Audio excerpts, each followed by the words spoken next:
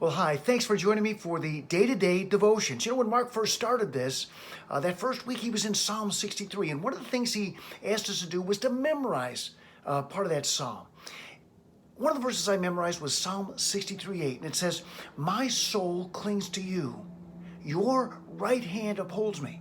My soul clings to you. I love this because as we're clinging to him, he's actually holding us the whole time.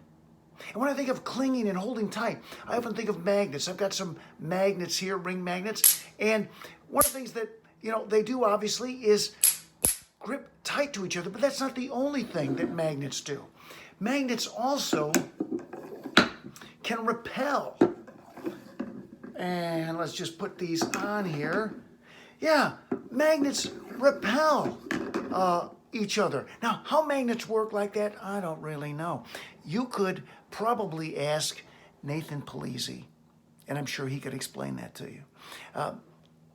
But Christians are also in many ways to be like magnets. There's some things that we're to cling to and hold tight to, like to God, His Word, obeying Him. And there's some things that we're to repel or to stay away from. And I bet you could make that list, right? Well, sometimes we can get that turned around. There's a story in Luke 18. It's often referred to as the rich young ruler. And here's a guy who came to Jesus, and there were some things he needed to get rid of in his life. And Jesus encouraged him, get rid of this stuff and follow me. But you know what? This guy loved his stuff. He loved his life just the way it was. Thank you very much, right? And he wouldn't change. And it was tragic. There's some verses here in Mark 8. It says in verse 36, "What good is it a man to gain the whole world, yet forfeit his own soul? Or what can a man give in exchange for his soul?" Wow, really good questions there. And you know what? I've got a question for you too. What are you clinging to today? What are you holding on to? Make a list. Is there something you want to cling tight to? I hope it's God.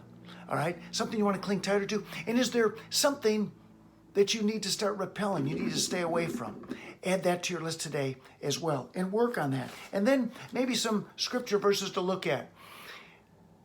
Luke 18 to 29. There's the story we talked about that rich young man and how he just, he couldn't let go. Right? Psalm 63, there's that one we talked about as well. Verse 8 is the one I mentioned, but the whole psalm, worth reading again. Mark 8, 34 to 38, that's where we looked at those verses we just read a moment ago. What does it profit a man to gain the whole world, but to lose his soul? Hey, what are you going to cling tight to? What are you going to work at repelling? Make that list, work on it today with God's help. Thanks a lot.